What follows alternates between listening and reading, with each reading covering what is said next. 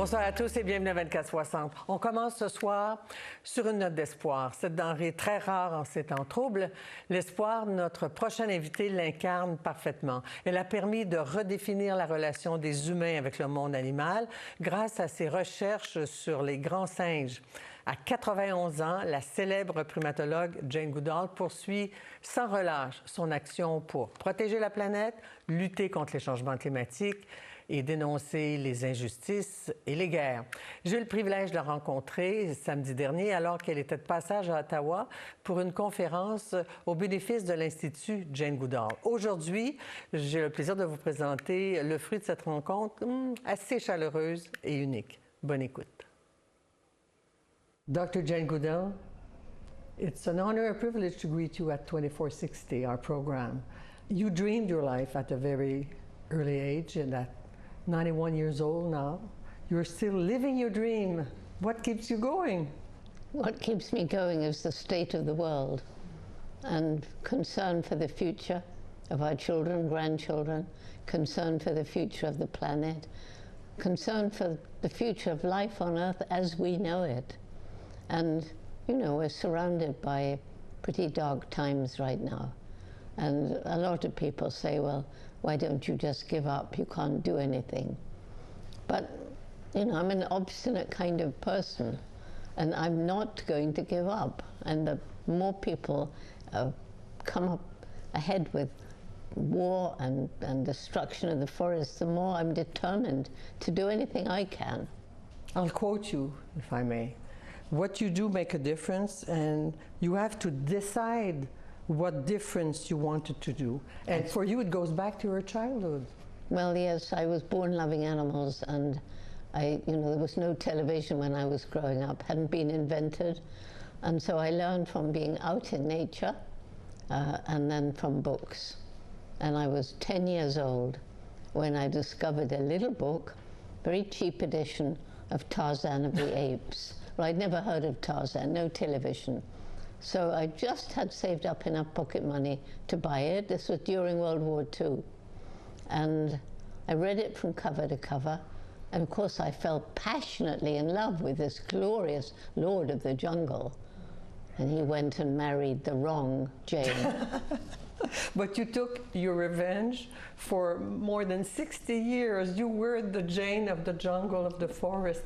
What made you want to live with animals alone in the forest in difficult conditions?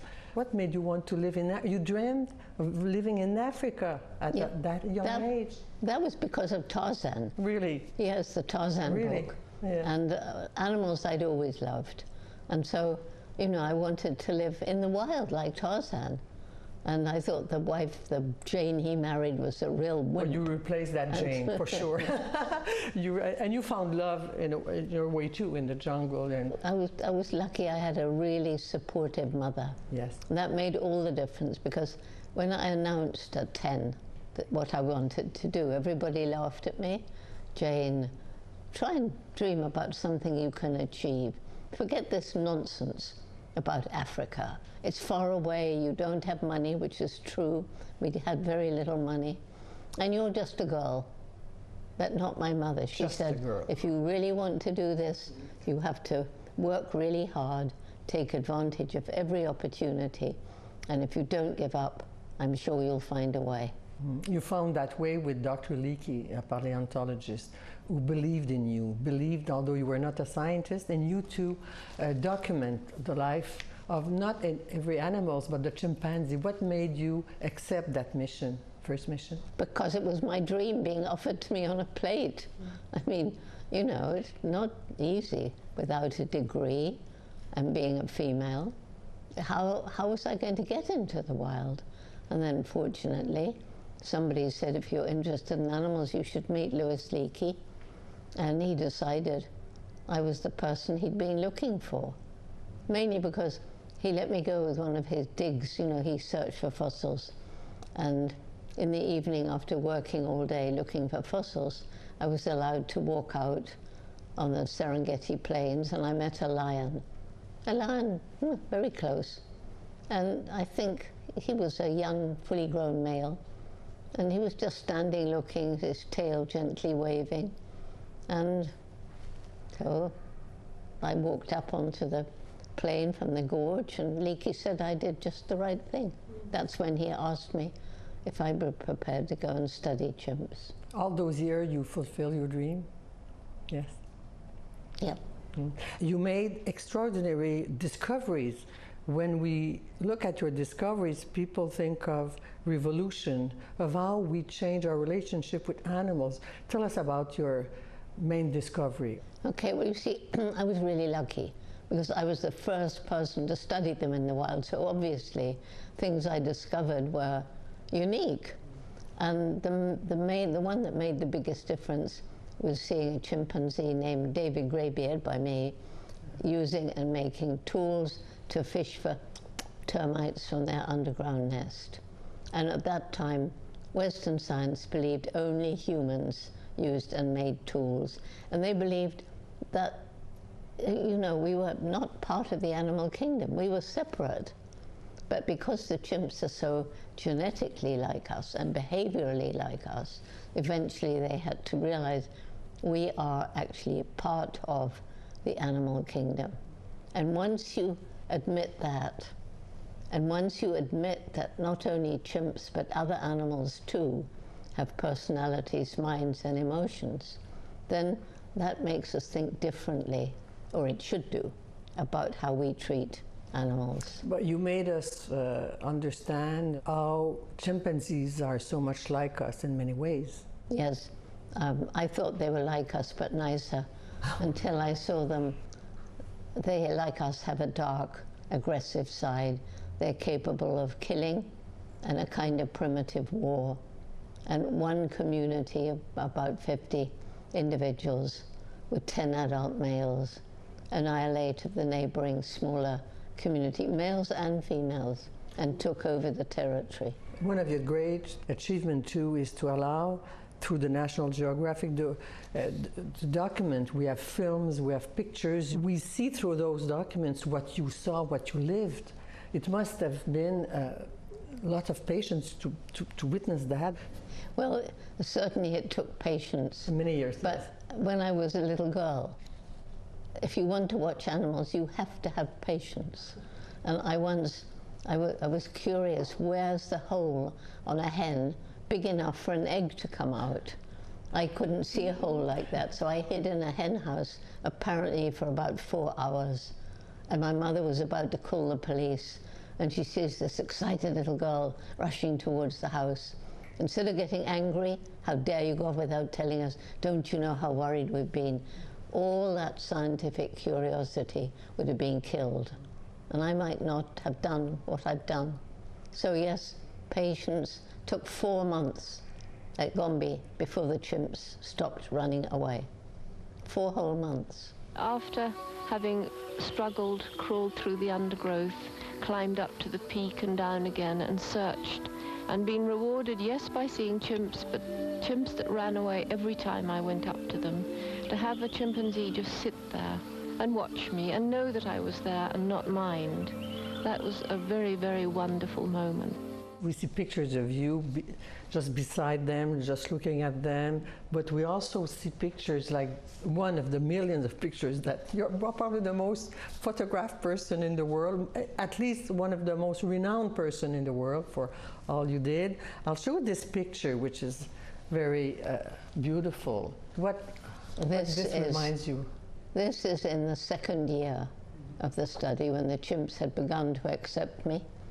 And I'd given them names, which was, according to science, all wrong. Oh, yes. This is the little 5 months old he was, Flo's son, Flint. Yes.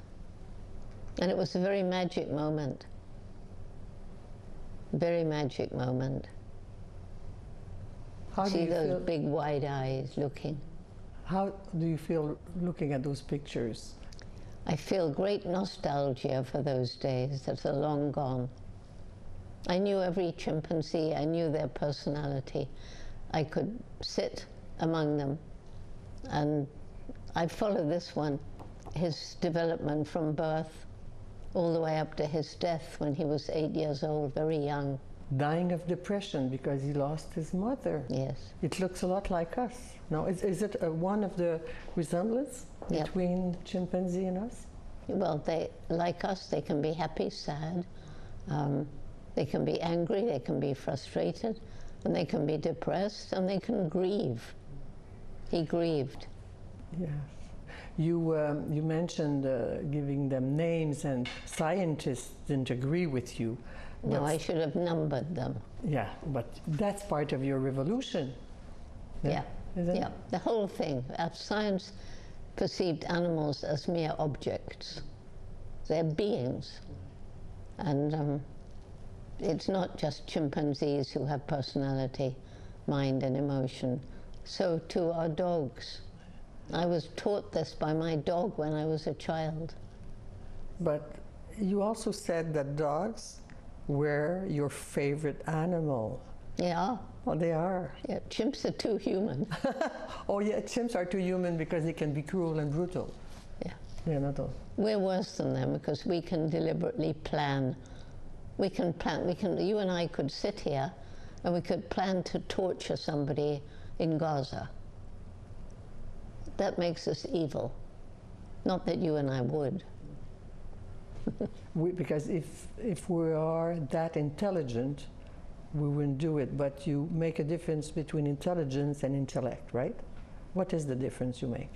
Well, the intellect is so well developed in us. I mean, we can design rockets that go to the moon and Mars. We can design the internet. Perhaps unfortunately, but anyway, we've designed also AI. Because of this kind of intelligence, and because we have language, we can sit and make plans for the distant future. We can bring people with different backgrounds to discuss a problem and try and find a solution. Chimpanzees and other animals can't do that, although they're way more intelligent than we used to think.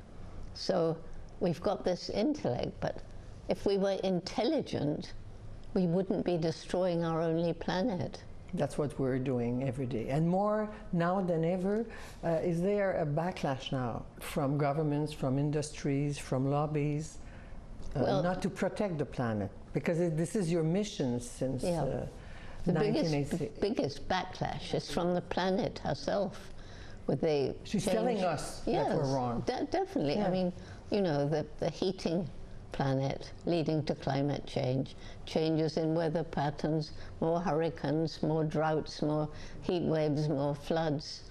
And so nature is telling us, stop, stop, stop. Are you discouraged when you see those of mankind, when they can do war, tolerate famine, seeing millions of children dying of malnutrition? I'm so upset by that sometimes I can't sleep. Really? Oh. And you know, it's going on in Gaza, it's going on in Sudan as well. There's horrors going on in Ukraine. And it's not only the victim country, it's the people on the other side, they're suffering too. You know, not all the Russians want to invade Ukraine. Not all the Israelis want to attack Gaza.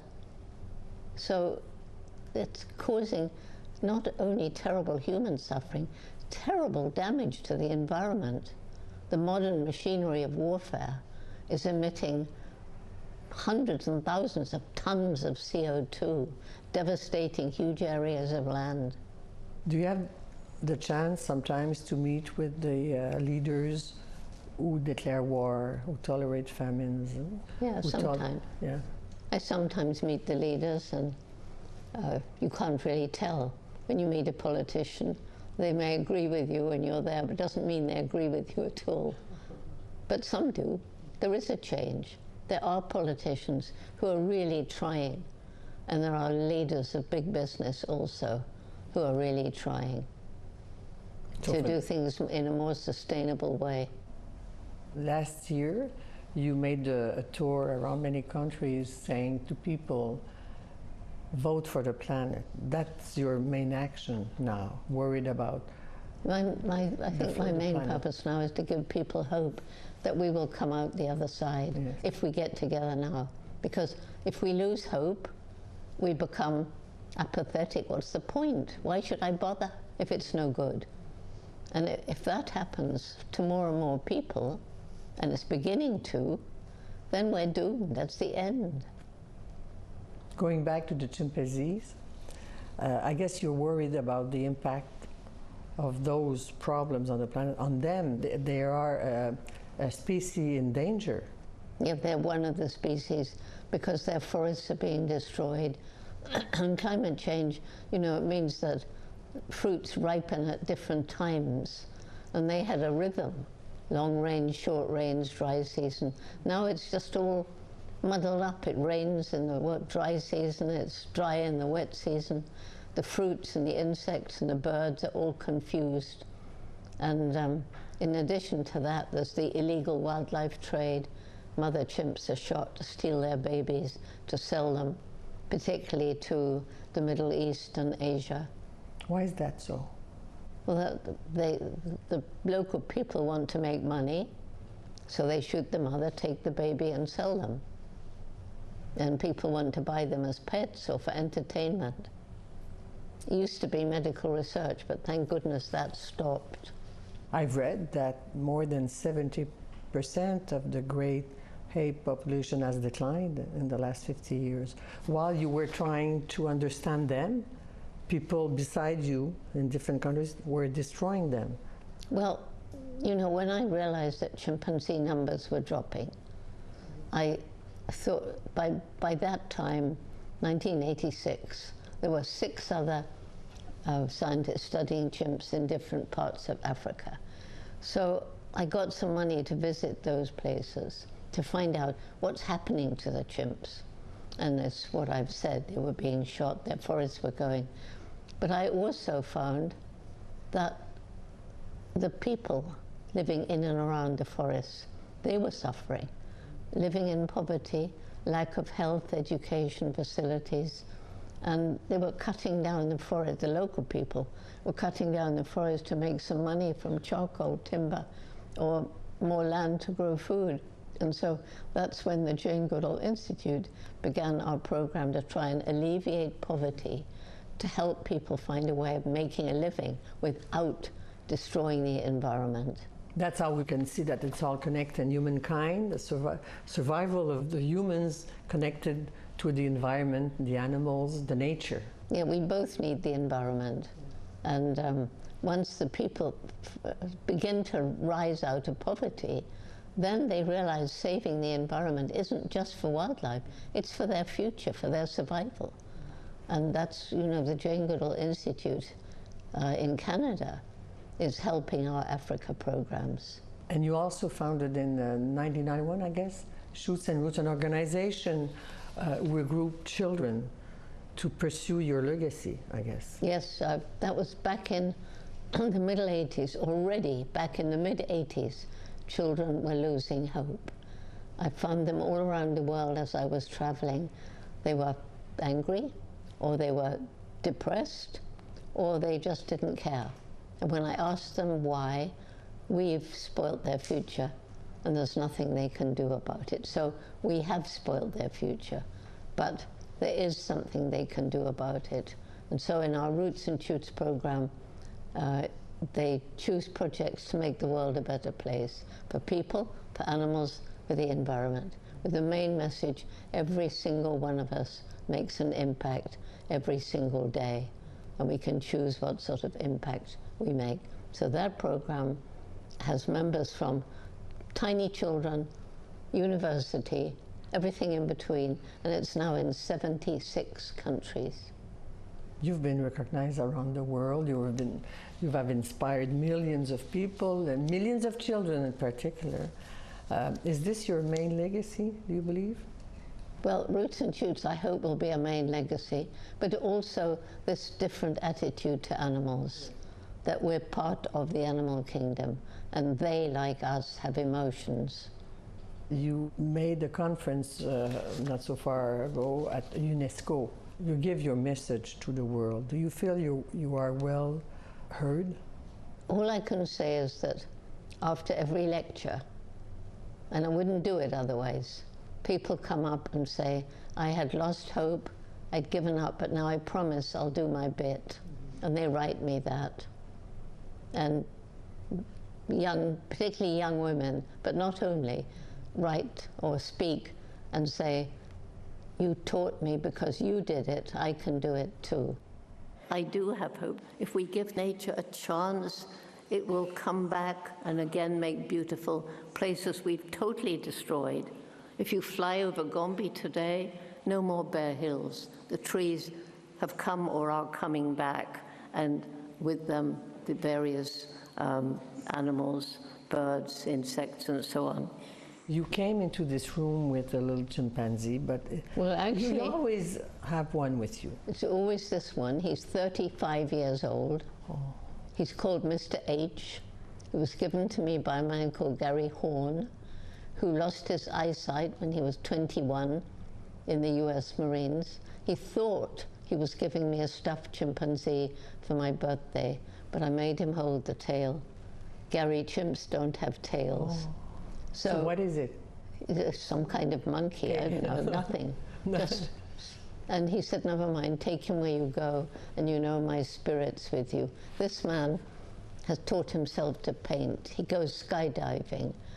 He talks to children, and he decided he wanted to be a magician. And he does shows for children, and they don't know he's blind. And at the end, he'll tell them and say, you know, something may go wrong in your life. We never know, but if it does, don't give up. There's always a way forward. He illustrates one of my reasons for hope, which is the indomitable human spirit. Did he replace the one your father gave you when you were Oh, that was a chimpanzee. Yes. And, at 1 year old, your father gave you a chimpanzee. Well, it was because it was all the big rage in England. I mean, my father played really no part in my life. Because the war started, he joined up, and I was just nearly 5, and then my parents divorced. People think it was that chimpanzee Jubilee who made me study chimps. No, it's Tarzan. No. You wanted to be the real Jane. No, not even Tarzan, it was Louis Leakey. Yeah, sure. The dream was to study any animal in the bush. What would be the brightest moment in your life? Well, I think after I got my PhD at Cambridge, and I went back to Gombe, and I had my little son with me. He was just a baby, and I could spend hours out in the forest by myself, understand all the, you know, the amazing ecosystem, how every plant and animal has a role to play, and learning more about the chimps. But it was wonderful, wonderful days. Mm-hmm. One of the darkest hour or moment? Pretty dark right now, reading some of the things that are happening. It was a very dark time when my second husband died. He died of a very painful cancer. It was awful. Those are probably the worst times. But you have great hope. I have to have hope. And one thing that I didn't ask you until this moment is that also you discovered the language of the chimpanzee. And well, the communication. Communication. It's different, yeah. But for you, you use that in different conferences, right? Well, it's important. I demonstrate, like, if I'm having a tense meeting with, say, a male politician, you know. A dominant male politician. Yeah, so I say, would you like to know how a female chimp greets a dominant male? So then I act out, the female is nervous and she crouches and she makes a submissive, and then, you know, I tell the man, I say, now you've got to stand there looking important and big and swaggery, but then actually you actually like the female. So you pat her on the head and she embraces you, and they love it. For sure. They love it. And also, I also talk about male chimpanzees competing for dominance, standing upright, hair bristling, swaggering, shaking a fist. And I say to the audience, doesn't this remind you of some human male politicians? Also. They laugh. You go back to Gambia once in a while, right? Twice a year. Yeah. How does it feel? How are things going there? No, I used to go out, but you know, I am 91 now. But you see the chimp when you go back? If they come down, yes. So last year, the only one I remember, because all the others have died now, and she actually came to the house and took me into the forest. Oh, yeah. Must have been a very emotional moment. Yeah, it was wonderful. Because there is an emotional moment is when you Wunda gets free. That's a sanctuary for orphan chimps whose mothers have been shot. And it was the first day I met her, and she had nearly died, but then now she's healthy. She's going to be released onto this beautiful island, almost like being in the wild. And when she comes out of the traveling cage onto the island, she comes and gives me this, not normal, a long, long embrace while she's looking around. And you know, she should have been doing that with the person who saved her life, Rebecca. And she does go and present to her, but everybody was amazed. Even if Wunda didn't know you, she probably felt your love for them and everything you did for them, and that you still continue to do. What do you want us to remember about you? About me? Yeah. That I never gave up. You're very convincing. Thank you very much. Thank you. Again, it's a great privilege. Lovely talking to you. And long life to you, still. We'll meet again when you're 100, okay? Okay. That's an appointment. Well, my nicest birthday present when I was 90 was going to a beach. It was a big surprise. I met 90 dogs. 90 dogs. The only reason I want to live to be 100 is to have 100 dogs to greet me. Well, you made me regret that I didn't bring along my 2 dogs. You should have. Thank you very much.